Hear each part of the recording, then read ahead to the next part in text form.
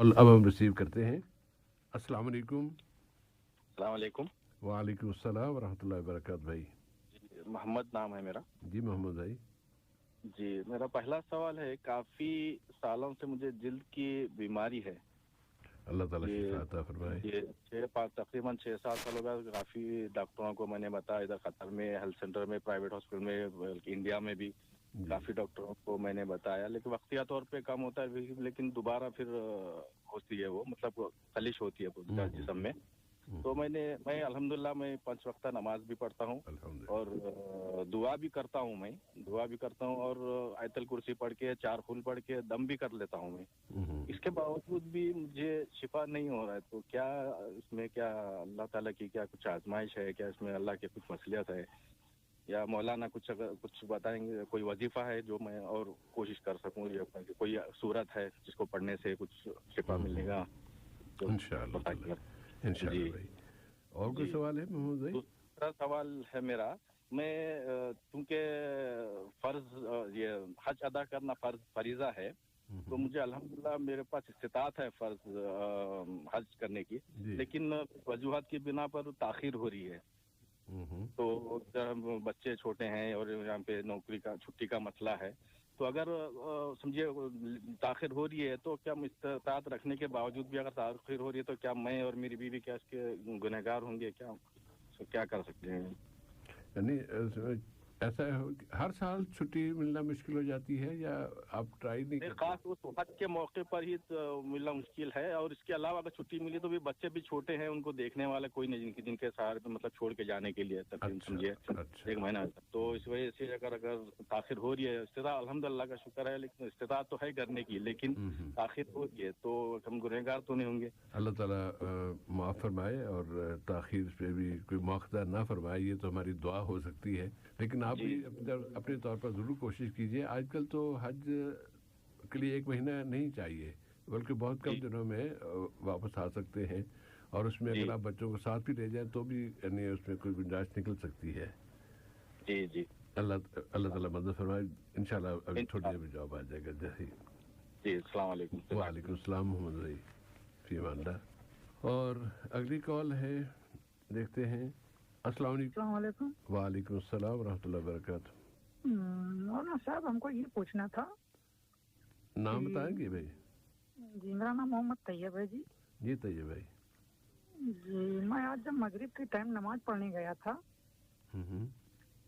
तो हमने वाइट सफ़ेद जो है शर्ट पहना हुआ था, और जो जीन्स की पैंट होती है, और ये जीन्स की पैंट पहनी हुई थी, और कहीं से वो कोई फटी नहीं थी या कोई उसमें कलर नहीं था, कुछ नहीं था, बिल्कुल सिंपल सी जीन्स थी। तो वहाँ एक आदमी था, वो कतरी था, तो उसने कहा कि आपकी जो है इससे नमाज नहीं होगी, आप जो है ये लाजिम जो है ये आप जीन्स बदलें, बदल के दोबारा आना। अच्छा। हाँ, तो हम यही जानना चाहते थे, तो क्या कोई वजह बयान की थी या नहीं? नहीं, कुछ नहीं। मसलन हो सकता है ना कि जीन्स के ऐसे जीन्स भी हैं जो बहुत ज़्यादा टाइट होती हैं, तो बहुत ज़्यादा जो टाइट नहीं थी। अच्छा, बिल्कुल सिंपल सी जीन्स थी, ना कहीं से कटी थी, ना कहीं से कोई फटी थी, ना उसमें कोई डिजाइन थी। अच्छा। कुछ भी नहीं था। हाँ, बिल्कुल सिंपल सी थी और ढीली थी। हम जो है वो टाइट वाली नहीं पहनते थे, जैसे बहुत लोग बहुत टाइट की फिटिंग की पहनते थे, बिल्कुल फिटिंग की भी नहीं थी। अच्छी बात। और शर्ट भी जो था वो भी हमारा लंबा शर्ट था सफेद। तो उन्होंने हमसे कहा कि ये मत पहन के तुम आना, इससे जो है नमाज नहीं होगी। और हमसे ज्यादा टाइट जो थी वो दूसरे लोग पहने हुए खड़े हुए थे। हाँ, तो उनसे नहीं कहा, लेकिन उनके ज़हन में क्या जी इंशाल्लाह बात कर लेते हैं इस मौजू पर भी, लेकिन कुछ आइडिया हो कि फलां वजह से था, तो फिर ज़्यादातर आदमी इत्मीनान से फैसला कर सकता है कि हाँ ये उनकी बात सही है या नहीं है। लेकिन अगर वजह ना मालूम हो तो उनके ज़हन में क्या था, वो तो जिस तरह शेर का मतलब शायर के पेट में होता है, तो इसलिए हमें तो अंदाज़ा नहीं कि उन्होंने फिर क्या कहा, किस बिना पर ये कहा होगा। एक ख्याल आया तो वो आपसे पूछ लिया। और कोई सवाल है तैयब भाई? नहीं, बस यही हमारा सवाल था कि उसमें पैंट में कोई भी डिजाइन नहीं थी, या कोई पैंट कटी होती कहीं से जैसे डिजाइन होती है, तो वो कहते थे एक बार ये होता कि हाँ चलो ये अच्छी बात है, लेकिन कहीं से कुछ भी नहीं था, बिल्कुल एकदम ठीक ठाक सिंपल सी। अच्छी बात है। इंशाल्लाह ऐसा करते हैं। फिर इस सवाल को हम इस तरह ले लेते हैं कि नमाज के लिए कौन सा लिबास है जो कि जिससे बचना चाहिए। उसमें फिर अगर आपके लिबास उसमें आता हो तो आप उसे चेंज कर दीजिएगा, अगर नहीं आता तो फिर ठीक है, फिर उसकी फिक्र ना करें कि भाई ठीक है भाई। ठीक इंशाल्लाह जी, बहुत शुक्रिया आपका। ओके ओके, वालेकुम सलाम। फी उस्तलाहरात। और अगली कॉल ले लेते हैं। अस्सलाम वालेकुम। वालेकुम वरहमतुल्लाहि वबरकातुहू। वालेकुम अस्सलाम वरहमतुल्लाहि वबरकातुहू। भाई जी मुफ्ती साहब को भी मेरा सलाम। वालेकुम अस्सलाम। क्या नाम भाई? भाई जी नदीम खान नाम है। नदीम भाई खुश आमदीद। जी जी भाई मेरे जी भाई साहब मेरे दो सवाल हैं। जरूर जी। सबसे पहला सवाल तो ये है कि जैसे किसी पे असरात हो जाता है किसी के ऊपर, तो उसके अंदर जैसे जिन्नात आ जाते हैं उसके ऊपर, अब वो हरकतें करते हैं उल्टी उल्टी। जी जी कभी बोलते हैं, कभी मतलब कुछ उस दौरान में क्या होता है, मतलब किसी को मारते भी हैं, पीटते भी हैं, और भी मसले करते हैं मतलब। जी एक तो ये है कि जो वो मसले कर रहे हैं तो उसका जो सजा मिलेगी वो इंसान को मिलेगी या उनको मिलेगी। अच्छी बात। एक तो ये है जी। और ये है उस दौरान जो नमाजें छूट जाती हैं, इबादत छूट जाती है अल्लाह की इबादत, उस दौरान में उसकी मतलब कज़ा करें या क्या करें, उस दौरान का मसला क्या है इसके लिए। अच्छी बात है। जिस जो है इंसान है उस पर असर आता है, लेकिन बाद में वो सही हो जाता है, तो उसने जो नमाजें छोड़ी उसको गुनाह मिलेगा या उसके लिए फिर उसको दोबारा उसको अपनी अदा करनी पड़ेंगी नमाज। सही बात है। ये बात छूटी है उसकी। इंशाअल्लाह ताला जरूर जवाब आएगा। जी जी एक सवाल तो ये है, और एक सवाल ये है कि अल्लाह ताला किसी को औलाद देता है जी, लेकिन औलाद जब अल्लाह उसको औलाद देता है तो औलाद जो बेटा होता है वो बेटा अल्लाह ताला उसको एक साल में ऐसा कर देता है कि मतलब एक साल में बोलने लगता है। अच्छा जी एक साल की उम्र में अल्हम्दुलिल्लाह उसको अल्लाह ताला ऐसा रहे वो बोलता है एक साल के अंदर। जैसे उसकी उम्र जी जैसे उसकी उम्र बढ़ती है थोड़ी, तो उसके पास ऐसी मालूमात होती है जो मतलब इंसान उसको बताता नहीं, उसको खुद में खुद पता चलता है। जैसे हम उसको बोल रहे हैं 1, वो बोल रहा है 2, हम बोल रहे हैं अलिफ, वो बोल रहा है बा। जी आगे से ये, और फिर एक ये है उसके बाद मतलब एक अजीब बात है उसके बाद ये अजीब बात है, जो बच्चे हैं तो घर में बोलता है कि वो मतलब ऐसे बोलता है कि मेरे घर में मतलब भाई आ रहा है। भाई आ रहा है? जी जी अच्छा। एक भाई आएगा, उसका नाम भी बताता है वो। ये मतलब नाम लेके बोलता है वो, ये नाम है और ये आएगा। वो आगे से आगे मतलब वो उसका नॉलेज ऐसा है कि मतलब समझ से बाहर है कि वो मतलब बहुत ज्यादा है वो। अल्लाह ताला उसको सलामत रखे। आमीन सब आमीन। जी तो ये उसके बाद भाई जो आ रहा है वो बाहर गया हुआ था, वो आ रहा है या नहीं घर के अंदर नया कोई आने वाला। अच्छा नए उसका के नाम। जी वो बोलता है कि नाम भी बताता है उसका। अच्छा। उसका नाम बोलता रहता है पूरे दिन, उसका नाम मुंह से बोलता रहता है। अच्छी बात है। जी वो आ रहा है। हमने मतलब घर वालों ने किसी ने कुछ नहीं बताया उसको, कभी कुछ नहीं। और भी है जैसे कि अल्हम्दुलिल्लाह शुरू में उसने अपने सूरह फातिहा हो गया, तो उसे कलमा याद हो गया था अल्हम्दुलिल्लाह, अल्लाह का शुक्र है जी। तो इसमें मतलब ये कुदरती है उसका, मतलब इसमें ये तो नहीं है कि मतलब ये इंसान से कुछ मतलब ज्यादा एडवांस हो, कुछ गलती हो या कैसा है इसका मतलब। अच्छी बात है। कभी माँ बाप से कोई गलती होगी हो, जैसे आगे उसमें हो जी, इसके लिए जी इसका जवाब चाहिए क्योंकि इंशाल्लाह जवाब आएगा भाई। ठीक है बहुत शुक्रिया साहब। वालेकुम सलाम व रहमतुल्लाहि व बरकातुहू। अगली कॉल। अस्सलाम वालेकुम। अस्सलाम वालेकुम रहमतुल्लाहि व बरकातुहू। वालेकुम सलाम व रहमतुल्लाहि व बरकातुहू। जनाब मेरा नाम अबू कलाम है। जी अबू कलाम जी। जनाब मेरा सवाल है कि मैं नमाज पढ़ता हूँ, जब सलाम फेरने के बाद पहले अल्लाह अकबर बोलता हूँ, उसके बाद अस्तगफिरुल्लाह, क्योंकि मैं आपसे ही सुना था ये कुछ प्रोग्राम में कुछ दिन पहले। जी हाँ, तो एक अफ्रीकी भाई है वो साथ में मेरे इधर नजदीक में बैठ के, ऐसे कभी कभार वो भी नजदीक में बैठता है नमाज के टाइम में, तो वो सुना मेरा ऐसा, तो हमको उधर जो चार्ट अजकार का चार्ट मस्जिद में रखा हुआ रहता है वो हमको दिखाया, बोलता है इसमें ये नहीं लिखा है, क्यों बोलते हो? मैं बोला मैं मुफ्ती से सुना, बहुत हदीस है, बहुत अलग अलग वैरायटी का हदीस है और ये मोहम्मद सल्लल्लाहु अलैहि वसल्लम से साबित है। मतलब वो इंग्लिश में अरबी में ऐसा थोड़ा बात करता है हल्का, तो उसको मैं समझा नहीं पाता हूँ। 2 बार हमको उसने टोका ऐसा। उनसे आप ये कह दीजिए कि ये हदीस जो है ना सही मुस्लिम में मौजूद है और अल्लाह के रसूल सल्लल्लाहु अलैहि वसल्लम के हवाले से ये हज़रत अब्दुल्लाह इब्न अब्बास रज़ियल्लाहु ताला अन्हु बताते हैं कि मैं जब नबी सल्लल्लाहु अलैहि वसल्लम अल्लाहु अकबर कहते थे, उस अल्लाह अकबर कहने से मुझे अंदाज़ा होता था कि नबी सल्लल्लाहु अलैहि वसल्लम ने नमाज ख़त्म कर ली है। तो मैं बोला हमको तो इतना बात करने नहीं आता, लेकिन मैं फिर भी बोला कि हदीस है, मैं मुफ्ती से सुना, ऐसा मैं बोला। अच्छी बात। वो कुछ ऐसा लगता है कुछ नाराजगी का इजहार कर दिए कि बाद में मासलामा बोल के चले गए। वैसे उनकी कम इल्मी है, वो गुस्से में आ गए, हालांकि गुस्से में नहीं आना चाहिए। जब बता दिया जाए कि सही हदीस है तो फिर उसके बाद किसी को गुस्सा नहीं करना चाहिए। हाँ, मैं बोला कि मैं मुफ्ती से सुना हूँ यहाँ पे। हाँ नहीं, यानी आप उसमें सिर्फ ये ना कहेंगे मुफ्ती साहब, आप इतना याद कर लें कि ये सही मुस्लिम की सही हदीस है और इसमें कोई शक वाली बात नहीं, बल्कि इसको इमाम बुखारी ने अदबुल मुफरद में भी शायद उन्होंने वहाँ भी बयान किया है। इसके इमाम बुखारी ने वहाँ बयान किया अदबुल मुफरद में, लेकिन सही मुस्लिम तो दोनों से। तो इस तरह आप बुखारी मुस्लिम दोनों के हवाले से बात मिलती है, तो फिर इसमें गुस्सा करने वाली बात नहीं है। अब वैसे मानना इसमें मजीद अगर मालूमात हो तो जरूर इंशाल्लाह पेश फरमा देंगे। और के सवाल है कलाम जी? जी सर, ये के सवाल है, जैसे ये इमाम समझो कोई सूरा पढ़ाते हैं सूरह फातिहा के बाद में, तो कोई दुआ वाला सूरा आता है उसमें, तो दिल में जैसा जी चाहता है कि आमीन बोलूं हल्का सा, तो उस पर क्या करना चाहिए? अच्छी बात, ठीक है। अस्सलाम वालेकुम रहमतुल्लाहि व बरकातहू। वालेकुम अस्सलाम व रहमतुल्लाहि व बरकातहू। इंशाल्लाह जवाब आएगा भाई, बहुत शुक्रिया आपका। और अगली कॉल अब इस वक्त नहीं है, आते हैं हम अगले मरहले की तरफ और जवाबात के इख्तिताम पर। फिर आप अगर किसी साहब कोई सवाल हो तो वो पूछ सकते हैं। और अगला मरहला हमारा होता है जिसमें हम दुआ शामिल करते हैं। और आज हम चंद रोज़ कबल या चंद हफ्ते कबल हमने जिस दुआ का आगाज़ किया था उसका आखिरी हिस्सा आज हम याद करेंगे। और आखिरी हिस्से में उसके बाद जिक्र करने से पहले या जो वो जुमले अदा करने से पहले ये बताना ज़रूरी है कि इस दुआ में अल्लाह के रसूल सल्लल्लाहु अलैहि वसल्लम ने हमें दीन, दुनिया, आखिरत उनकी इस्लाह के लिए हमारी रहनुमाई फरमाई है। और हमें ये कहा है कि हम अल्लाह ताला से दुआ करें कि या अल्लाह तो हमारे दीन की भी इस्लाह फरमा दे, हमारी दुनिया की भी इस्लाह फरमा दे और हमारी आखिरत की इस्लाह भी फरमा दे।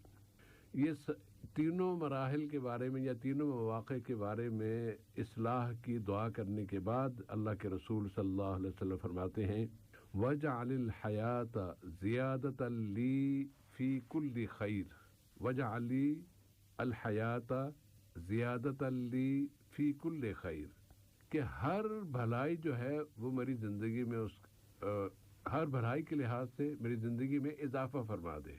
मैं ज़्यादा नेक हो जाऊँ, मैं ज़्यादा अल्लाह की इताअत करने वाला बन जाऊँ, मैं ज़्यादा इल्म वाला बन जाऊँ, मैं ज़्यादा माल वाला बन जाऊँ, मैं बच्चों वाला बन जाऊँ। दुनिया जहान की जितनी नेमतें हो सकती हैं, लेकिन बतौर ख़ास वो नेमतें ही इसमें ज़रूर पेश नज़र रखी जानी चाहिए जो आपकी आखिरत को मज़ीद बेहतर बनाने में आपकी मदद करें।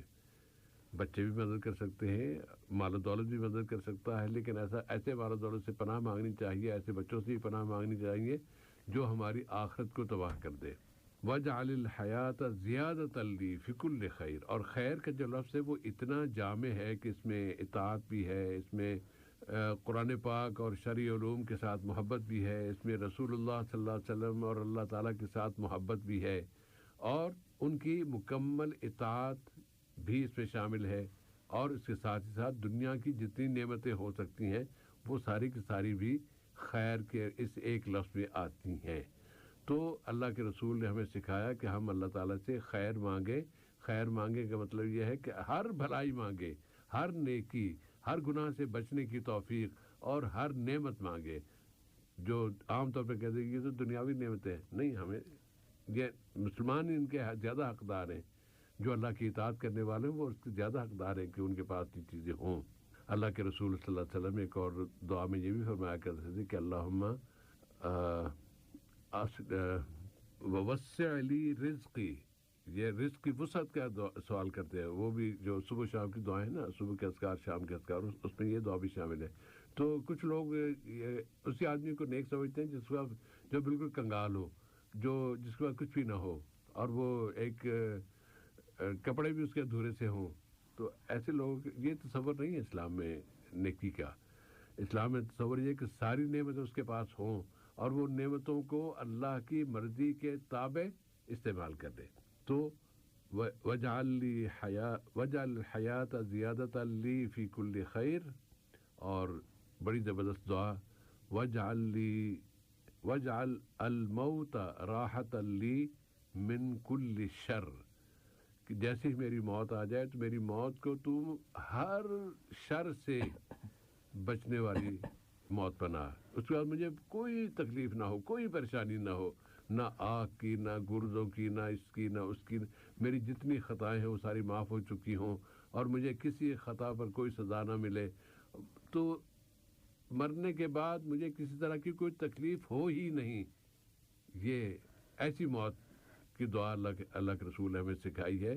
وجعل الموت راحۃ لی من کل شر. دنیا میں اگر مجھے تکلیفیں آئی ہیں برداشت کرنے کی توفیق دے دی تو نے، لیکن مرنے کے بعد یا اللہ کوئی تکلیف نہ دینا. ہر چیز میں مرنے کے بعد بس راحت ہی راحت ہو. وجعل الموت راحۃ لی من کل شر. تو آخر میں ایک مرتبہ ہم پوری دعا ایک دفعہ پھر پڑھ لیتے ہیں. اللہم اصلح لی دینی الذی هو عصمت امری واصلح لی دنیای الذی فیہا معاشی واصلح لی آخرتی التي فیہا معادی واجعل الحیاة زیادۃ لی فی کل خیر واجعل الموت راحۃ لی من کل شر. اور اگر مولانا محترم آج کے ان دونوں حصوں کے بارے میں اور بطور خاص دونوں دعاؤں کے بارے میں، کیونکہ دو دعائیں ہیں یہ ایک طرح کی بن جاتی ہیں کہ دنیا میں ہر طرح کی خیر و بھلائی اور آخرت میں مکمل راحت، اس کے بارے میں اس دعا کے حوالے سے کیا ارشاد فرمائیے گا مولانا؟ السلام علیکم ورحمۃ اللہ وبرکاتہ. علیکم السلام ورحمۃ اللہ وبرکاتہ. الحمد للہ رب العالمین والصلاة والسلام علی عبدہ ورسولہ نبینا محمد وعلی آلہ واصحابہ اجمعین، اما بعد. بسم اللہ الرحمن الرحیم.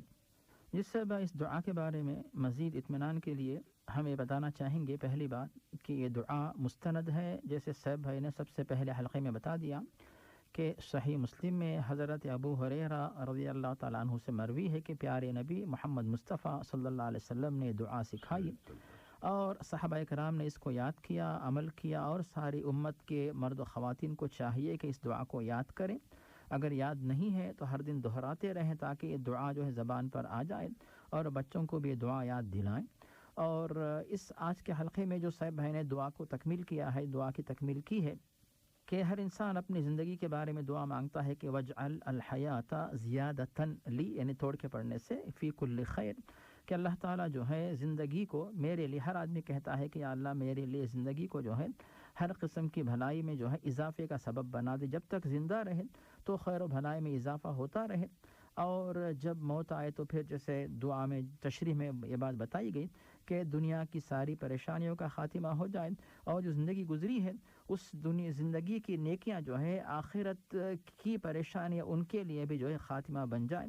اس طرح دنیا و آخرت میں بھلائی کی دعا اور دنیا و آخرت میں جو ہر قسم کی برائی سے، پریشانی سے بچنے کی دعا اس میں مانگی گئی ہے. تو یہ تمام خوبیاں اس میں پائی جاتی ہیں. تو ہم تمام مسلمانوں کو چاہیے کہ یہ دعا اور ایسی ہی جو دوسری دعا ہے ان سے بھرپور استفادہ کرتے رہیں. جی صاحب بھائی. جزاکم اللہ خیراً. اور اب آتے ہیں آج کے ایس ایم ایس کے سوال کی طرف.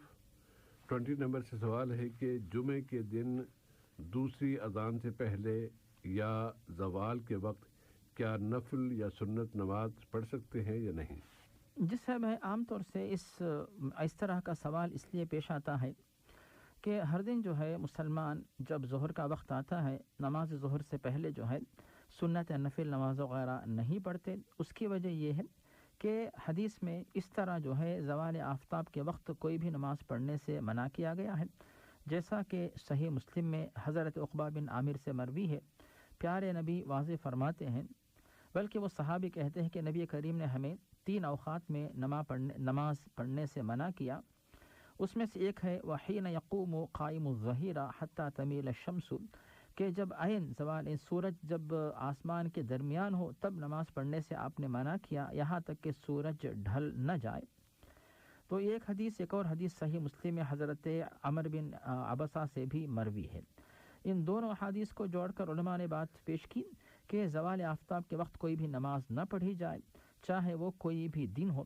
لیکن یہاں پر علماء نے بات پیش کی کہ یہ حکم تو عمومی طور پر تمام ایام کے لیے یہ لاگو ہوتا ہے، لیکن جمعہ کا دن جو ہے اس سے مستثنا ہے.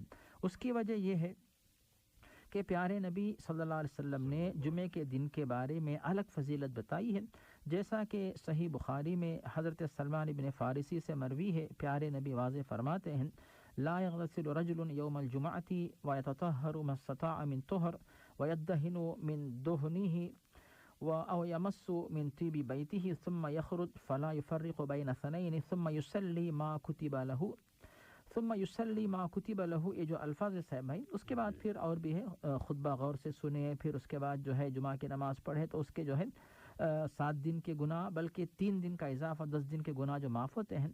تو یہ حدیث جو بخاری میں ہے اس میں جو لفظ ہے ثم یصلی ما کتب له، جتنی توفیق اس کو ہو تو وہ جو ہے اتنی رکعات پڑھ لے. اس کو بنیاد بنا کر علماء نے بات بتائی کہ صحابہ کرام جب مسجد میں جلدی آ جاتے تو نماز میں مصروف ہو جاتے، جو یہ نوافل جو ہوتی ان کی پابندی کیا کرتے تھے. تو ابن تیمیہ ابن القیم کہتے ہیں کہ ایسا نہیں ہوتا کہ جیسے آج کے دور میں گھڑی دیکھ کر آپ پہچانتے ہیں کہ بھی زوال کا وقت ہے یا کون سا وقت ہے. تو صحابہ کرام جلدی آ جاتے. ایسا نہیں ہوتا کہ صحابہ بار بار باہر جا کے سورج کو جھانکتے کہ ابھی کتنا وقت ہوا ہے، ابھی کیا زوال کا وقت ہے، آفتاب ڈھل چکا ہے. ایسا نہیں ہوتا، بلکہ اس حدیث پر عمل کرتے ہوئے جو جمعہ کے دن جو ہے خصوصی نوافل جو ہوتی ہیں ان کی پابندی کرتے، ان پر عمل کرتے. اس طرح جو ہے مسند احمد کے اندر یہ بات وارد ہے کہ عبداللہ بن عباس، عبداللہ بن عمر، یہ صحابہ کرام جو ہے کبھی 12 رکعت بھی جو ہے اس وقت پڑھ لیا کرتے تھے، یعنی جمعہ کی اذان سے پہلے، یعنی جو دوسری اذان جو خطبے کی اذان اس سے پہلے پڑھ لیا کرتے تھے. اس سے بات واضح ہوتی ہے کہ جمعہ کے دن زوال آفتاب کے وقت جو ہے نفل نماز پڑھی جا سکتی ہے، اس میں کوئی حرج نہیں ہے. اب صاحب یہاں پہ ایک سوال یہ بھی آتا ہے کہ بعض وہ حضرات جو ہر دن جو 6 دن جو ہے ظہر سے پہلے سنت کی نماز پڑھتے ہیں، وہ حضرات چاہتے ہیں کہ جمعہ کے دن بھی ہم اسی پر یعنی ظہر پر قیاس کرتے ہوئے پڑھیں گے. تو ابن تیمیہ رحمہ اللہ، ابن القیم رحمہ اللہ کہتے ہیں کہ جمعہ کے دن اس طرح جو ہے سنت کی نماز پڑھنے کا ذکر ہمیں پیارے نبی کے قول و عمل سے نہیں ملتا ہے. یعنی حضرت عبداللہ بن عمر سے حدیث مروی ہے، ام حبیبہ سے حدیث مروی ہے، ان سے بات واضح ہوتی ہے کہ پیارے نبی بے شک ظہر سے پہلے، ظہر کے بعد، مغرب کے بعد، عشاء کے بعد، فجر سے پہلے اور جمعہ کے بعد جو نماز پڑھتے تھے اس کا ذکر تو ہمیں ملتا ہے. لیکن جمعہ کے دن جو ہے جمعہ سے پہلے ظہر کی طرح سنت پڑھنے کا ذکر ہمیں نہیں ملتا ہے. تو ہم جمعہ کی مخصوص نوافل کی نیت سے نمازیں رکعات کثرت سے پڑھیں گے. یہ بات تو واضح ہو گئی. لیکن اگر کوئی شخص اسی اپنے مسلک پہ عمل کرتے ہوئے جمعہ سے پہلے بھی سنت پڑھنا چاہتا ہے تو ہم یہ کہیں گے کہ دیکھیے اگر جمعہ کی نماز اپنے آپ کے ملک میں تاخیر سے اگر ہو رہی ہے، زوال آفتاب کے بعد جو ہے امام و خطیب صاحب جو بھی ہیں وہ ٹائم دیتے ہیں آپ کو کہ ظہر کا وقت داخل ہو چکا ہے لیکن جمعہ کی اذان نہیں بھی ہے، تو پھر ایسی صورت میں جو ہے آپ اس وقت جو ہے ظہر کی نیت سے اگر آپ پڑھنا چاہتے ہیں تو ظہر سے پہلے والی سنت کی نیت سے جمعہ سے پہلے پڑھ لیں. لیکن جہاں قطر میں جو ہے ماشاءاللہ جیسے زوال آفتاب کا وقت جو ہے وہ یعنی ختم ہو جاتا ہے، یعنی اس کے بعد جمعہ کا وقت داخل ہو جاتا ہے، تو ایسی صورت میں یہاں پر آپ کو چونکہ خطیب صاحب خطبہ دینا شروع کر دیتے ہیں، اس وقت آپ ایسی سنت نہیں پڑھ سکتے، تو آپ جو ہے جمعہ کے بعد اپنی اس سنت کی قضا اگر آپ کرنا چاہیں تو کریں. تو اس طرح اگر کوئی شخص اپنے مسئلے پہ عمل کرنا چاہے تو اس طرح اپنے مسئلے کو حل کر سکتا ہے. لیکن راجح قول یہی ہے کہ جمعہ کے دن جمعہ کی نماز سے پہلے کوئی سنت مؤکدہ نہیں ہے، بلکہ جمعہ کی نفل نماز ہے جس کا ذکر پیارے نبی نے فرمایا. اور اگر جمعہ کی نماز سے فارغ ہونے کے بعد جو سنت اگر پڑھنا چاہے تو سنت موقدہ کا ذکر ہمیں ملتا ہے. بعض روایت میں جو 2 رکعت کا ذکر ملتا ہے، بعض روایت میں 4 کا ذکر ملتا ہے. تو عبداللہ بن عمر کہتے ہیں کہ پیارے نبی صلی اللہ علیہ وسلم جمعہ کے بعد 2 رکعت پڑھا کرتے تھے، اور صحیح مسلم میں ابو ہریرہ سے کہ پیارے نبی نے فرمایا کہ جمعہ کے بعد 4 رکعت نماز پڑھو. تو ان تمام دلائل کی روشنی میں علماء نے کہا کہ جمعہ کے بعد آپ کو اختیار ہے کہ چاہے 2 رکعت پڑھے چاہے 4 رکعت پڑھیں. البتہ اگر کوئی بندہ 4 رکعت پڑھتا ہو ایسی صورت میں جو 2 اور 2 الگ کر کے جو ہے سنت موقدہ کی نماز پڑھیں.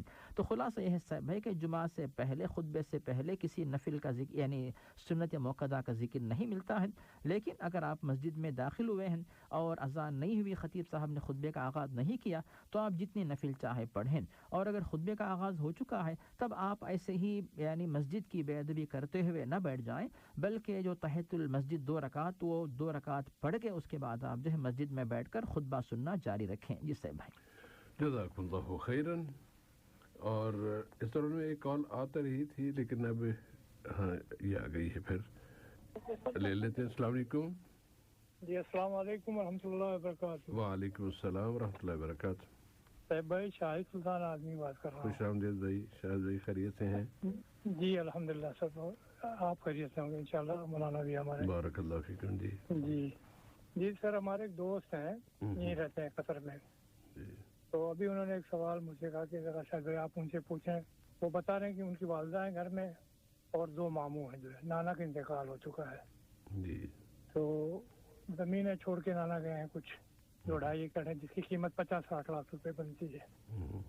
تو نانا کے انتقال کے بعد دونوں بھائیوں نے زمین اپنے نام کروا لی اور بہن کے بارے میں یہ کہا کہ وہ مر چکی ہے، میری بہن کا انتقال ہو چکا ہے وراثت. جی تو دوست جاننا چاہتے ہیں کہ میری ماں کا کتنا حصہ بنتا ہے جائیداد میں، اور دوست نے کچھ ماموں سے 2 لاکھ روپے قرض بھی لیا ہے. اس کی واپسی کیسے ہوگی قرض کی؟ اور وہ دینے کو تیار نہیں ہے بالکل دونوں ماموں.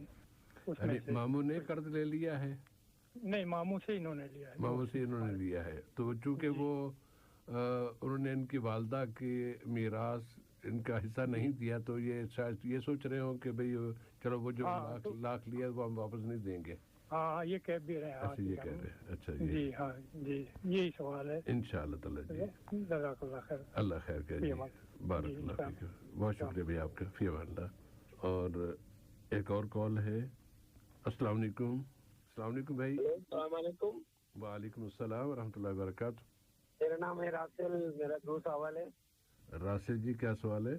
میرا ایک سوال ہے عصر کا نماز میرا ایک روم پارٹنر وہ روم میں پڑھتا ہے، وہ اکیلا جماعت نہیں ہے، اکیلا پڑھتا ہے لیکن وہ زور زور سے پڑھتا ہے. وہ کیا صحیح ہوتا ہے یا نہیں؟ زور سے مطلب اللہ اکبر زور سے کہتا ہے یا اللہ اکبر زور سے سجدہ میں جاتا ہے رکوع میں جاتا ہے وہ زور زور سے. اچھا کرتا ہے. اور دوسری سوال ہے اور میرا بیٹی کا عقیقہ ہے قربانی کا ساتھ کیا تھا پہلے بہت سال پہلے 6-7 سال پہلے. اچھا ہمارے ادھر قربانی میں تو ایک گائے میں 2-4 آدمی کہتا ہے نا اس میں 2 حصہ لیا تھا ایک قربانی کا ایک عقیقہ کے لیے. وہ کیا صحیح ہوا یا دوبارہ کرنا پڑے گا؟ انشاءاللہ ہو گیا ہوگا. بہت شکریہ. آپ بات لیجیے رات لیجیے جواب آئے گا انشاءاللہ اگر خدا کرے کہ باری آ جائے. وعلیکم السلام ورحمۃ اللہ. جی مولانا اب جوابات کی طرف آتے ہیں. سوال ہے محمد بھائی کا اور اللہ تعالیٰ ان کو شفا عطا فرمائے. کہتے ہیں کہ جلد کی بیماری کے شکار ہیں کوئی 6-7 سال سے. وقتی طور پر کچھ علاج کامیابی نظر آتا ہے لیکن پھر وہی بیماری عود کر آتی ہے. دم بھی کرتے ہیں. کوئی وظیفہ ہو یا کوئی رہنمائی کر سکیں. اس سے اس کے بارے میں پہلی بات یہ ہے کہ اللہ تعالیٰ نے حضرت ابراہیم علیہ السلام کا قول جو قرآن مجید میں پیش کیا ہے وَإِذَا مَرِضْتُ فَهُوَ يَشْفِينِ، کہ جب کبھی میں بیمار ہوتا ہوں تو مجھے اللہ تعالیٰ ہی شفا عطا فرماتا ہے. اور اللہ تعالیٰ نے قرآن مجید میں انبیاء کرام کے واقعات کو اسی لیے بیان کیا تاکہ ہم لوگ ان سے جو ہے ان کو اپنے لیے نمونہ بنائیں، اسوہ بنائیں. ان انبیاء کرام میں سے ایوب علیہ السلام کا ذکر بھی ہمیں ملتا ہے کہ کس طرح وہ بیمار کا شکار ہو گئے اور اس کے بعد دعا کرتے رہے. آخرکار اللہ تعالیٰ نے ان کو شفا عطا کی. تو ان کی بہت ساری دعائیں ہیں کہ رب انی مسنی الضر وانت ارحم الراحمین، رب انی مسنی الشیطان بنصب وعذاب. تو اس طرح جو ہے جو ان کی دعائیں ہیں. ان کے علاوہ اللہم رب الناس اذہب الباس واشف انت الشافی لا شفاء الا شفاءک شفاء لا یغادر سقما، اور اعوذ بعزت اللہ وقدرتہ من شر ما اجد واحاذر. جو دعائیں ہیں ان کو کثرت سے پڑھتے رہیں. اور موصوف جو دم کر رہے ہیں ان کو رقیہ وغیرہ اپنے جسم پر پڑھ کے دم کر رہے ہیں اس کو جاری رکھیں. اور ایک مزید بات یہ ہے کہ یہاں پر موصوف جو ہے اپنے لیے اگر ہو سکے تو زمزم کا پانی بھی جو ہے منگوا کے وہ جو ہے پیا کرے, جسم پہ لگایا کریں. اور ایک بات یہاں پہ یہ ہے کہ جیسے احادیث کی روشنی میں ہمیں بات ملتی ہے کہ دعا اور دوا ان دونوں کا سلسلہ جاری رکھیں.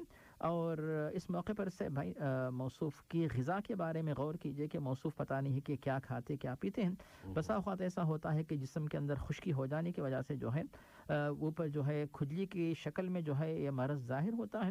تو ایسی چیزیں آپ کھائیں جو آپ کے بلڈ کو جو ہے اس کے اندر یعنی طری رکھیں, تازگی رکھیں. جیسے ایسا تیل جیسے زیتون کا تیل وغیرہ ہے یا بادام کا تیل وغیرہ ہے, تو اس کی وجہ سے بھی اکثر لوگوں کو کھجلی جو ہے ختم ہو جاتی ہے. تو آپ ایسی چیزیں بھی آپ اختیار کریں. اور ایک بات یہاں بعض افراد نے بھی بتایا کہ بعض مقامات ایسے ہوتے ہیں جہاں پر آب و ہوا کے اندر بھی جو ہے خشکی پیدا کرنے کا ایک وہ جو ہے اس کے اندر ایک مادہ ہوتا ہے. تو آپ اپنے ملک میں جب جاتے ہیں تو خشکی ختم ہو جاتی, یہاں پہ رہتے ہیں تو مثلا کچھ مقامات پہ ایسے ہوتے ہیں جہاں پہ جو خشکی آ جاتی ہے, تو آپ اس طرح اپنا مقام تبدیل کر کے دیکھیے. تو یا پھر ڈاکٹروں کو بھی تبدیل کر کے دیکھیں کہ مختلف الگ الگ ڈاکٹر ہوتے ہیں تو ان کسی کی دوا جو ہے وہ فائدہ مند ہو جاتی ہے. لیکن آپ جو دعا ہے اس کو کنٹینیو کیجئے, دوا بھی جاری رکھیں. اور جب تک آپ کے ساتھ بیماری لگی ہے تو یہ جیسے حدیث کے اندر ہمیں جو بات ملتی ہے کہ بیماری کی وجہ سے جو انسان کے گناہ معاف ہوتے ہیں, درجات بلند ہوتے, اس بات کو پیش نظر رکھتے ہوئے جو بھی دعا اور علاج ان دونوں کو جاری رکھیں. جسے بھائی جزاک اللہ خیرن. اور مولانا جب یہ سوال پیش کر رہے تھے نا میرے دل میں اس وقت یہ بات آئی تھی کہ اگر ایک ڈاکٹر صاحب کی کال اور ایک قرآن کی آیت ان دونوں کو یکجا کر دیا جائے تو شاید ان کا مسئلہ حل ہو جائے. اللہ تعالیٰ حل کرنے والے. ڈاکٹر صاحب کا کال یہ تھا کہ لوگوں یہ تمہارے پاس جو سمندر ہے نا یہ پوری کی پوری فارمیسی ہے, خاص طور پہ جلدی امراض کے لیے ایک بہترین فارمیسی ہے, اس سے کیوں نہیں استفادہ کرتے, اس میں جا کے نہاؤ. اور اگر آپ آج کل موسم اچھا ہے اور دن کے وقت شکل جب موقع ملے آپ سمندر میں جا کے نہائیں. اور نہاتے ہوئے حضرت ایوب علیہ السلام کے ساتھ جو ان کا بھی جلد کا ہی مسئلہ تھا کچھ, تو انہیں یاد کرتے ہوئے اللہ تعالیٰ سے دعا کریں کہ یا اللہ تو نے اپنے نبی کو شفا عطا فرمائی تھی ان کے یہ دعا کہنے پر کہ رب انی مسنی الضر وانت ارحم الراحمین, تو میں ابھی تجھ سے یہی دعا مانگتا ہوں تو مجھے شفا دے. نہاتے ہوئے اللہ تعالیٰ سے دعا مانگیے, یہ دعا پڑھیے, پڑھتے جائیے, اللہ تعالیٰ انشاءاللہ شفا عطا فرمائے گا. جس سے اس میں دو باتیں آپ نے پیش کی. ایک تو یعنی قرآن میں اللہ تعالیٰ نے ایوب علیہ السلام کی بیماری کو دور کیا ہے, تو اس کو پیش نظر رکھتے ہوئے اللہ کے دربار میں پیش کرنا یہ بھی ایک دعا کا ادب ہے.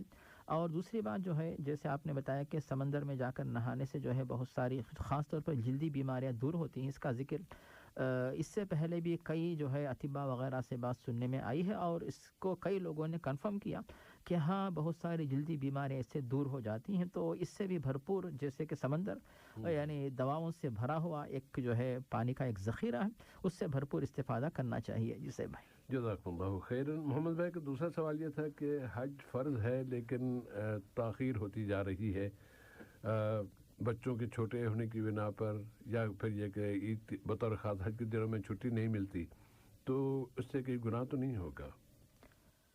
جیسے بھائی اللہ تعالیٰ نے قرآن مجید میں سورۃ آل عمران کے اندر واضح کیا وَلِلَّهِ عَلَى النَّاسِ حِجُّ الْبَيْتِ مَنِ اسْتَطَاعَ إِلَيْهِ سَبِيلًا وَمَنْ كَفَرَ فَإِنَّ اللَّهَ غَنِيٌّ عَنِ الْعَالَمِينَ, کہ حج کے فریضے کے بارے میں یہاں پہ ذکر ملا ہے. اور اس کے بعد اسی طرح پیارے نبی صلی اللہ علیہ وسلم بھی جو ہے حج کے بارے میں ترغیب دیتے ہیں, من حج فلم يرفث ولم يفسق رجع كيوم ولدته امه. اسی طرح بہت سارے دلائل جن کی روشنی میں جو ہے, اور جو بنی الاسلام علی خمس وہاں پر بھی حج کو ارکان اسلام میں شامل کیا گیا ہے. تو ان دلائل کو پیش نظر رکھتے ہوئے تمام مسلمان مرد و خواتین کو چاہیے کہ جو ماشاءاللہ صاحب استطاعت ہو چکے ہوں, حج کے بارے میں سب سے پہلے اللہ کی مدد طلب کرے, دعا کو جاری رکھے کہ اللہ تعالیٰ اسباب یعنی میسر کریں, اور اسباب یعنی ایسے اسباب بنا دے کہ آپ جو حج کا فریضہ آسانی سے ادا کر سکیں. اس طرح دعا کرتے رہیے. پھر اس کے بعد کوشش تو جاری رکھیں. بعض مقامات ایسے جہاں پر امپلائر آپ کو چھٹی نہیں دیتا ہے, بعض مقامات پہ چھٹی مل جاتی ہے. اگر ایک سال نہیں ملی دوسرے سال چھٹی مل سکتی ہے. ایک سال اگر آپ کے ساتھی نے چھٹی لی ہے تو آپ دوسرے سال ابھی سے وعدہ کر کے چھٹی لے سکتے, وعدہ لے کے اس طرح ہو سکتا ہے. اور اگر نہیں ہے تو اکثر ایسا بھی ہوتا ہے کہ حج کی چھٹی جو ہے وہ تو مل ہی جاتی ہے، حج کے لیے جو ہے چھٹی جو ہے الگ سے اس کا اپروول ہو جاتا ہے. آپ اس کے بارے میں کوشش کریں. اور جہاں تک بچوں کا معاملہ صاحب جیسے آپ نے فرمایا کہ آپ اگر کوشش کریں کہ بچوں کو آپ لے کے جائیں، اور اگر اس میں آپ کے لیے تکلیف یا مشقت یا پھر اتنی استطاعت نہیں ہے تو زیادہ دن حج کے لیے، یعنی ایسا نہیں کہ پہلے صاحب ہوتا تھا کہ 40 دن کا پیکج ہوتا، اب آج کل جو ہے حج کا جو ہے پیکج آپ جتنا کم لینا چاہیں سہولت کے لیے، 30 دن کا ہے، 20 دن کا ہے، 15 دن کا، 8 دن کا بھی آپ کو مل جاتا ہے. اس طرح آپ مختصر جو ہے ایام میں اس طرح جو ہے حج پہ جا کے آ سکتے ہیں. اور ایک بات صاحب کہ موصوف اگر یہاں پہ رہتے ہوں تو پھر ایسا نہیں کہ موصوف کے بالکل کوئی بھی نہیں ہے، جیسے مثال کے طور پہ موصوف کے والدین یا موصوف کے بھائی بہن یا پھر وائف کے بھائی بہن کوئی بھی دنیا میں اس طرح کوئی بھی انسان تنہا نہیں رہتا، تو یعنی کوئی نہ کوئی مل جاتا ہے. تو اس طرح آپ کسی مناسب شخص کو دیکھیں، امانت دار جو ذمہ داری کے ساتھ نگرانی کر سکیں، ان کے پاس بچوں کو کچھ دنوں کے لیے آپ چھوڑ کے جائیں، اس کے بعد حج کر کے جو ہے آپ واپس پہنچ جائیں. اور جنہوں نے جی بچوں کی نگرانی کی ہے ان کے لیے بھی آپ دعا کریں، ان کے لیے جا کر زمزم اور وہاں کی مدینے کی کھجوریں لا کے دیجیے. اس طرح جو ہے آپ کوئی نہ کوئی راستہ بنا سکتے ہیں تاکہ حج کا فریضہ ادا ہو جائے. اور جہاں تک گناہ ہونا نہ ہونا تو پھر اللہ بہتر جانتا ہے کہ آپ کے پاس عذر تھا تو گناہ نہیں ہوگا، عذر نہیں تھا تو پھر اس کے بارے میں اللہ تعالیٰ بہتر جانتا ہے کہ کس طرح برتاؤ کرے گا. لیکن حج تو انشاءاللہ اگر جب بھی کریں گے ہو جائے گا، لیکن اس میں تاخیر آپ نہ کریں، اسباب ڈھونڈتے رہیں، دعا کرتے رہیں تاکہ جو ہے آپ کے لیے وسائل و اسباب بن جائے انشاءاللہ. جی صاحب بھائی. جزاک اللہ خیراً. محمد طیب صاحب کا مسئلہ جینز والا مسئلہ کہ صاحب نے انہیں منع کیا کہ آپ یہ جینز پہن کے نماز کے لیے نہ آئیں کہ اس سے نماز نہیں ہوتی. آپ نے جو گفتگو پوری سنی ہے تو اسی کی روشنی میں کچھ رہنمائی فرما دیجیے کہ کن کپڑوں کے ساتھ یہ کہا جا سکتا ہے کہ اگر اس طرح کے کپڑے ہوں تو پھر نماز نہیں ہوتی. اس کے بارے میں پہلی بات یہ ہے کہ نماز ایک ایسی عبادت ہے جس کے لیے کئی شرائط ہیں. ان شرائط میں سے ایک شرط یہ ہے ستر پوشی. یا بنی آدم خذوا زینتکم عند کل مسجد. سورۃ الاعراف کی اس آیت کی روشنی میں علماء نے بات پیش کی کہ اللہ تعالیٰ نے اس آیت کی روشنی میں امت کو، مسلمانوں کو حکم دیا کہ نماز کے وقت جو ہے ستر پوشی اپنائے، کپڑے پہن کر نماز ادا کریں. اب ستر پوشی کے اندر کم از کم کسی کے پاس بالکل لباس ہی نہیں تو پھر وہ جو ہے ناف سے لے کر گھٹنوں تک چھپائے، اور یعنی آخری درجہ یہ ہے. اب اس کے بعد اس کے علاوہ آپ جو بھی اس کے اوپر پہنیں گے تو پھر جو ہے جتنی زیادہ زینت اختیار کریں گے، جتنا اچھا لباس آپ پہنیں گے، اچھا لباس ہو، خوبصورت ہو اور آپ کے جسم کو چھپائے، ساتر ہو، آپ کے جسم کو ظاہر نہ کریں، اور خاص طور پر جو آپ کے ناف سے لے کے گھٹنوں تک کا حصہ بالکل ظاہر نہ ہونے پائے، ایسا لباس پہن کر اگر آپ پڑھتے ہیں، چاہے وہ فل ہینڈس ہو، ہاف ہینڈس ہو، اور پینٹ جو ہے وہ جینس ہو، کوئی بھی ہو، اس کے اندر نماز ہو جاتی ہے. البتہ جیسے صاحب نے بتایا کہ ٹائٹ نہ ہو کہ جس کی وجہ سے جو ہے آپ کے جسم کے جو اعضاء ان کی شکل بالکل لوگوں کے سامنے نظر آتی رہے، اس طرح کا لباس نہ پہنے. تو آپ جو بھی جینس کا ذکر آپ کر رہے ہیں پھر کہتے ہیں کہ بھی یہ پینٹ ڈھیلا تھا تو انشاءاللہ اس میں نماز ہو جائے گی.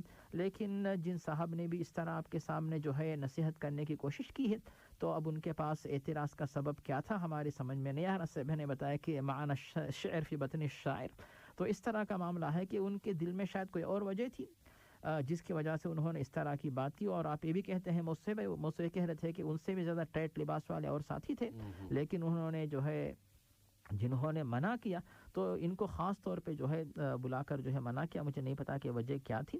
تو بہرحال آپ اپنی نماز جاری رکھیں اور جو لباس اچھے سے اچھا لباس آپ پہن کر نماز کے لیے جائیں اور لباس کو خوشبو وغیرہ لگا کے جائیں، بدبو وغیرہ نہ آنے پائے. تو ہو سکتا کوئی بھی اور سبب ہے جس کی وجہ سے منع کیا ہو، تو پھر آپ کا لباس تو جو ہے شریعت کے خلاف ہمیں نظر نہیں آتا، انشاءاللہ اس میں نماز ہو جائے گی. اور کہتے ہیں اس میں پھٹا ہوا بھی لباس نہیں تھا اور تصویریں بھی نہیں تھی، سب چیزیں یعنی شریعت کے مطابق تھیں. انشاءاللہ آپ کی نماز صحیح ہوگی.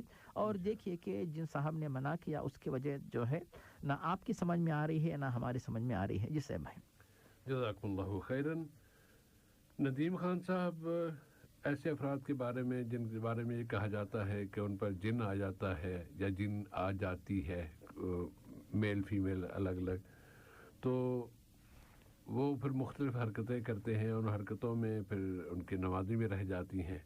تو بطور خاص نمازوں کے حوالے سے پوچھ رہے ہیں کہ یہ نمازیں جو چھوٹ گئی ہیں ان کی ادائیگی وہ قضا ادا کرنی ہوں گی، یا وہ بس چونکہ وہ بے ہوش ہو گئے تھے یا ان کے اوسان خطا تھے، یا یہ کہ وہ کچھ جس پوزیشن میں تھے اس میں نمازیں معاف ہو جاتی ہیں جس میں کہ انسان پاگل ہو جاتا ہے یا نیند میں ہوتا ہے، اور ساتھ میں یہ بھی کہ یہ جو حرکتیں انسان نے کرتا ہے اس کی سزا کس کو ملے گی، اس جن کو جو اس طرح کر رہا ہے یا کہ وہ انسان جو اس کے ساتھ جس کے ساتھ یہ معاملہ پیش آ رہا ہے؟ اس سے بھائی اس میں کئی باتیں ہیں. ایک بات تو یہ ہے کہ موصوف اس مرحلے تک پہنچنے سے پہلے اپنا علاج کروائیں. اس سے بھائی بار بار جو بتاتے ہیں کہ جو شخص اس طرح ایسی بیماری کا شکار ہو اسے چاہیے کہ کثرت سے سورۃ البقرہ ایسا شخص پڑھتا رہے، اور نبی کریم صلی اللہ علیہ وسلم جن صورتوں کو پڑھ کر دم کر لیا کرتے تھے جیسے اور جن کی ترغیب ہمیں ملتی ہے سورۃ الفاتحہ اور آیت الکرسی اور سورۃ البقرہ کی آخری دونوں آیتیں، اور ان کے علاوہ جو ہے سورۃ الصافات کی ابتدائی آیات جو ہیں، اور ان کے علاوہ سورۃ الملک کی ابتدائی 5-6 آیتیں 10 آیتیں بلکہ اس طرح، اور ان کے ساتھ ساتھ آخری 3 وقل جو دیگر جو آیات ہیں. ان کے علاوہ اوقاف کی طرف سے یہاں پہ جو ہے ایک رقیہ شریعہ کے نام سے ایک کتاب تھا، اس کو بھی آپ دیکھیے، بلکہ رقیہ شریعہ آپ جو ہے آپ نیٹ پہ ڈالیے گا خود بخود جو آپ کے سامنے جو ہے لکھا ہوا بھی آئے گا، تلاوت بھی آ جاتی. اس طرح آپ ان سے بھرپور استفادہ کریں. اس طرح بیماری بڑھنے کے لیے نہ چھوڑ دیجیے، کیونکہ یہ نقصان کی چیز ہے، تو اس نقصان کو پسندیدہ سمجھنا یہ چیز غلط ہے. سے بھائی یہ تو ہو گئی پہلی بات. اور دوسری بات، جو شخص اس طرح کسی کے ساتھ یہ معاملہ پیش آتا ہے واقعی اس طرح ہوتا ہے یا پھر اس کا ہوش باقی رہتا ہے یا ڈرامہ کر رہا ہے نہیں پتا. واقعی اگر اس طرح ہے ہوش و کھو بیٹھتا ہے، بالکل ذرا برابر احساس نہیں ہے، اس بات کو اللہ تعالیٰ بہتر جانتا ہے کہ واقعی 100% ہوش اس کا ختم ہو چکا ہے یا پھر کچھ ہوش اس کا باقی ہے، اور اس کے باوجود ایسی حرکتیں وہ کرتا ہے، اس کو اللہ تعالیٰ بہتر جانتا ہے. اور اگر مکمل طور پر وہ اپنا ہوش کھو بیٹھا ہے، یعنی اس کو بالکل ہوش و حواس اس کے باقی نہیں، ایسی صورت میں کوئی حرکت کر رہا ہے، ہم یہاں پر وہ حدیث پیش کریں گے جس میں بتایا گیا ہے کہ رفع القلم عن 3 افراد ایسے ہیں جن کے اوپر سے اللہ تعالیٰ نے گناہ کی قلم کو اٹھا لیا ہے. وہ ہے ان میں سے ایک ہے عن المجنون یا عن المعتوہ حتی یعقل یا حتی یفیق، کہ ایسا شخص جس کو جنون یا پھر اس طرح کی کوئی حرکت یعنی ایسی کوئی حالت اس کی پیش آ گئی ہے، تو اور وہ جب تک وہ اس کا ہوش اور اس کے حواس واپس نہ آ جائیں تب تک اس سے اگر کوئی حرکت ہوتی ہے تو ایسی صورت میں اس سے اگر کوئی گناہ ہوتا ہے تو گناہ اس کے اوپر نہیں لکھا جائے گا. اس انسان کے اوپر تو گناہ نہیں ہوگا، لیکن اگر اس جن میل یا فیمیل نے گناہ کروایا ہے تو پھر اس کا محاسبہ اسی کے ساتھ ہوگا، اسی سے اس کا محاسبہ ہوگا، کیونکہ اللہ تعالیٰ انسان اور جن سب کا محاسبہ دنیا میں بھی اور آخرت میں بھی کرے گا. یہ تو ہوگی صاحب بھائی پہلی بات. اب دوسری بات یہاں پہ یہ ہے صاحب بھائی نمازوں کے سلسلے میں بعض علماء نے بات پیش کی کہ بے ہوشی کی حالت میں اگر نماز چھوٹ جاتی ہے تو پھر وہ نماز معاف ہو جاتی ہے، اور دیگر علماء کہتے ہیں کہ اگر 5 سے کم اگر نمازیں ہیں تو پھر یہ معاف نہیں ہوتی، 5 سے زیادہ نمازیں ہیں تو پھر مکمل نمازیں معاف ہو جاتی ہیں. لیکن اسلام کے علماء نے بات پیش کی کہ ہاں اگر نمازیں 5 سے بھی کم ہو بے ہوشی کی حالت میں، جیسے کوئی بندہ بے ہوش ہو گیا تو بے ہوشی کی بھی علماء نے بات بتائی کہ بے ہوش ہونے کے جیسے علاج کے لیے بے ہوش کیا جاتا ہے اسے بے ہوش کرنا لازمی ہوتا، ورنہ جو ہے آپریشن سرجری وغیرہ نہیں ہوتی، تو وہ بندہ مجبور ہے. مجبوری کی حالت میں اگر کوئی بندہ جو ہے اسے بے ہوش کیا جاتا ہے، ایسی صورت میں جو ہے اگر نماز چھوٹ جاتی ہے نماز معاف ہوتی ہے. لیکن جان بوجھ کر کوئی شخص نشے کی چیز لیتا ہے جس سے بے ہوشی آتی ہے، ایسی صورت میں جو اس کی نمازیں معاف نہیں ہوتی. اب یہاں پر یہ صورتحال جو پیش آتی ہے بھائی تو اس کی اختیار سے باہر ہے. ایسی صورت میں جو نماز اس کی چھوٹ جائے اس کی قضا ہے کہ نہیں، اس کے بارے میں نے کہا کہ اسلام کے علماء کہتے ہیں کہ جو بات سمجھ میں آتی ہے راجح قول یہی ہے کہ ایسی نماز جو ہے وہ معاف تو ہو جاتی ہے، لیکن احتیاط کا تقاضا یہی ہے کہ کہیں ایسا نہ ہو کہ ہمارا قول ضعیف ہو جائے، اور جو علماء کہتے ہیں کہ نماز جو ہے معاف نہیں ہوتی بلکہ قضا لازمی ہے، وہ قول ہو سکتا ہے کہ اللہ کے دربار میں راجح ہو جائے. تو احتیاطاً چونکہ نماز بہت اہم فریضہ ہے جسے چھوڑنے والا اسلام سے خارج ہو جاتا ہے، اس بات کا خیال کرتے ہوئے ایسے لوگ بھی احتیاطاً نماز کی قضا کر لیں تاکہ سیف سائڈ یعنی احتیاط کا تقاضا یہ ہے کہ ہم جو ہے محفوظ مقام پہ رہیں گے اور نماز چھوڑنے کا گناہ انشاءاللہ نہ لکھا جائے اور ادائیگی کا ثواب انشاءاللہ مل جائے. جس سے بھائی جزاکم اللہ خیرن. ندیم بھائی کا دوسرا سوال تھا بیٹے کے بارے میں. 1 سال کی عمر میں ہی اس نے ماشاءاللہ بولنا شروع کر دیا اور سورہ فاتحہ یاد کر لی، کچھ اور آیات بھی یاد کر لی، گنتی وغیرہ اور حروف ابجد یہ بھی یاد ہو گئے. تو اتنی کم عمری میں یہ سارے نعمتیں مل جانے سے کہیں کوئی ایسا تو نہیں کہ یہ کچھ اور ہی چکر ہو، کوئی جس کو کہتے ہیں کہ کوئی جنوین ہو جو आ गया हो, उसने सिखा दिया हो, और फिर ये कि वो बच्चा आने वाले यानी बच्चे के हवाले से भी कुछ नाम लेता है कि वो आने वाला है, इस तरह की बातें जो कर रहे हैं, तो क्या कहिएगा? इससे भाई इस बात का इम्कान है कि बच्चे जो हैं छोटी उम्र में बड़ा दिमाग मिल जाए या फिर यानी जहन की तेज़ी उसको मिल जाए जिसकी वजह से ऐसी बातें वो कर रहा हो, क्योंकि हर एक का दिमाग और दिमाग की क़ुव्वत एक जैसी नहीं होती, और दिमाग की जो क़ुव्वतें हैं दिमागों की वो मुख्तलिफ होती हैं, उनमें फ़र्क रहता है। इस एतबार से हो सकता है कि बच्चा माशाल्लाह एक्स्ट्राऑर्डिनरी हो और एडवांस में इस तरह जो है उस बच्चे को तरक्की, ज़हनी तरक्की मिली हो, दिमागी तरक्की, इस वजह से वो बच्चा ऐसी बातें कर रहा हो। लेकिन जैसे मौसूफ़ ने कहा कि शक भी है कि कोई और दूसरी मखलूक का भी असर हो सकता है, तो जैसे हमने कहा कि इसके बारे में आप उस बच्चे के तहफ़्फ़ुज़ के लिए रुक़ये का ख़ास अहतमाम करते रहें, सूरतुल बक़रा वग़ैरह अपने घर में जो है वो चलाते रहें, और बच्चे पर आप जो रुक़या वग़ैरह पढ़कर दम करते रहें। जहाँ तक वो बच्चा जो कहता है कि भाई आएगा आने वाला, जैसे यानी उसकी माँ के पास और भी मौलूद आने वाला जिसका नाम रखा जाएगा, तो ऐसी बातों का कहना फिर ये जो है ग़ैब की बातों का दावा हो जाएगा। ऐसी बातों की तस्दीक़ आप ना करें। और जैसे मैंने कहा कि हो सकता है कि कोई और मखलूक उसकी ज़बान से बात करवा रही, हम ये बात नहीं कह सकते कि वाकई ऐसा है कि नहीं। लेकिन 1 साल का बच्चा ये कह देना साहिब कि एक और भाई मेरा आएगा फिर उसका नाम ये होगा, तो ये आम तौर से जो है जो ऑर्डिनरी जो बच्चे होते हैं, तो नॉर्मल जो बच्चे होते हैं, तो वो उनकी ज़बान से ऐसे अल्फाज नहीं निकलते। इसीलिए यानी हम यकीन से हम नहीं कह सकते, लेकिन शक भी है, इसीलिए इस बच्चे का जो है रुक़या के ज़रिए इलाज जारी रखें, ताकि बच्चा जो है और इस तरह की दूसरे मखलूक़ात के तासीर के अंदर और बिगड़ ना जाए, उसकी सेहत महफूज रहे। जिससे भाई जज़ाकुमुल्लाहु खैरन। अबू कलाम साहब का सवाल कि वो नमाज के बाद सलाम फेरने के बाद अल्लाह अकबर कहते हैं, और कोई अफ्रीकी साथी हैं उन्होंने कहा कि नहीं, ये देखो मस्जिद में अस्तगफिरुल्लाह लिखा हुआ है, अल्लाह अकबर नहीं लिखा हुआ, तुम ना पढ़ो, तो इस पर क्या फरमाइएगा? इसका जवाब तकरीबन आपने मुतमईन करने वाला जवाब आपने दे दिया। इसके बारे में 2-3 बातें भाई। पहली बात तो ये है कि जब प्यारे नबी सल्लल्लाहु अलैहि वसल्लम सलाम फेरते तो सलाम की आवाज़ उतनी बुलंद नहीं होती जितनी आवाज़ जो है आप सलाम फेरने के बाद तकबीर फरमाते वो आवाज़ ज़्यादा बुलंद होती। इसीलिए अब्दुल्लाह बिन अब्बास कहते हैं, जैसा कि बुखारी और मुस्लिम की हदीस है, कि हम प्यारे नबी सल्लल्लाहु अलैहि वसल्लम के सलाम फेरने की अलामत के तौर पर जब आप अल्लाह अकबर यानी तकबीर फरमाते तब हमारी समझ में आ जाती है बात कि हाँ आप सलाम फेर चुके हैं। तो तमाम मुख्तदियों तक जो है सलाम फेरने की आवाज़ न पहुँचती थी, लेकिन तकबीर के बाद अंदाज़ा होता कि हाँ आप सलाम फेर चुके, हम लोग भी सलाम फेरते। इस तरह जो है यानी प्यारे नबी के सलाम फेरने और तकबीर कहने के बारे में अब्दुल्लाह बिन अब्बास इस तरह कहा करते थे। ये तो होगी इससे भाई के यानी तकबीर कहना और अस्तगफिरुल्लाह 3 बार कहना, इसका जिक्र मिलता है। अब इस पर एतराज़ के बारे में साहब थोड़ी बातें में कहना चाहेंगे कि अक्सर अरब लोग भी इस बात से मुतमईन नहीं कि नमाज से फ़ारिग होने के बाद तकबीर कहें या अल्लाह अकबर कहें। बर्र सग़ीर में ये तरीक़ा है, लेकिन अरबस्तान में तरीक़ा नहीं पाया जाता। अक्सर उलमा इस बात पर एतराज़ करते हैं, लेकिन इनके सामने दलील यही पेश की जाती है कि हाँ अल्लाह अकबर कहने का जिक्र हमें मिलता है। तो उलमा कहते साहब कि यहाँ पर तकबीर से मुराद जो है इस्तिग़फ़ार जो करते थे प्यारे नबी बुलंद अल्फाज से कहते थे, तो रफ़उस सौत को तकबीर के नाम से इद्यात किया गया है। तो इस तरह तावील करके जो है माना तब्दील करते, अक्सर उलमा का यही मैंने अंदाज़ देखा है। तो बहरहाल इसके बारे में बर्र सग़ीर के उलमा की तहक़ीक़ जो है वो राजे है, क्योंकि सराहत के साथ अल्फाज मौजूद हैं। तकबीर का मतलब अल्लाह अकबर कहना ही है। तकबीर का मतलब जो दूसरे उलमा के हिस्से मुराद जो है सिर्फ आवाज़ बुलंद करना मुराद है, अल्लाह अकबर नहीं है। जो उलमा इस तरह कहते वो कहते हैं कि अल्लाह अकबर कहना नबी से साबित नहीं। तो 2 कौल यहाँ पे मौजूद हैं, तो हमें उसी कौल पे इत्मीनान, जिससे सैयद भाई ने बताया कि जब हदीस में बात तो वारिद है कि प्यारे नबी सल्लल्लाहु अलैहि वसल्लम की तकबीर से हमें अंदाज़ा होता था कि अब सलाम फेर चुके हैं। तकबीर से मतलब अल्लाह अकबर ही है। अगर कोई बंदा ये कहता है तो गोया कि एक मुस्तहब अमल कर रहा है और सवाब हासिल कर रहा है। जी सैयद भाई।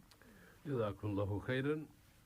दूसरा सवाल अबू कलाम साहब का कि अगर इमाम साहब ऐसी आयात तिलावत फरमा रहे हों नमाज में जिनमें मुख्तलिफ दुआएं आती हों, तो सुनते हुए जी चाहता है कि आमीन कह दें, कह सकते हैं या नहीं?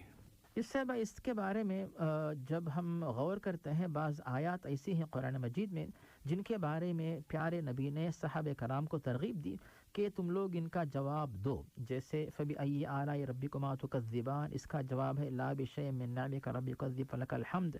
और उसी तरह सूरतुल बक़रा के आखिर में जो आयत है फंसुरना अल कौमिल काफ़िरीन, वहाँ पे आमीन का कहना। اور اسی طرح سبح اسم ربک الاعلیٰ پر یہ کہنا سبحان رب الاعلیٰ، ایسے بہت سارے ثبوت ہمیں ملتے ہیں۔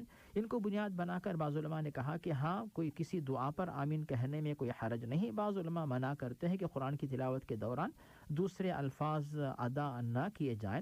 تو اگر آپ اس سے موقع پر کوئی دعا سنتے ہیں تو آپ بالکل آمین کہہ سکتے ہیں۔ اور خود پیارے نبی سے بات ہمیں ملتی ہے، جب آپ قرآن کی تلاوت کرتے اور جب جنت کا ذکر آتا تو آپ جنت مانگتے، جنت کی دعا مانگتے، اور جہنم کا ذکر آتا نعوذ باللہ تو آپ جہنم سے بچنے کی دعا مانگتے۔ اس اعتبار سے آپ جو ہے آمین کہہ سکتے ہیں، لیکن آپ جو ہے نماز کے اندر آمین اونچی آواز میں نہ کہیں، بلکہ اپنے دل میں آمین کہہ لے، اتنا ہے انشاءاللہ کافی رہے گا۔ اس کے علاوہ جب نمازوں کے بعد جب آپ دعا مانگتے ہیں اللہ کے دربار میں تنہا، تب آپ جب بھی جتنی دعا مانگیں گے ہر دعا کے بعد آمین کہہ لیں، اس میں کوئی حرج نہیں ہے۔ جی صاحب بھائی جزاکم اللہ خیرن۔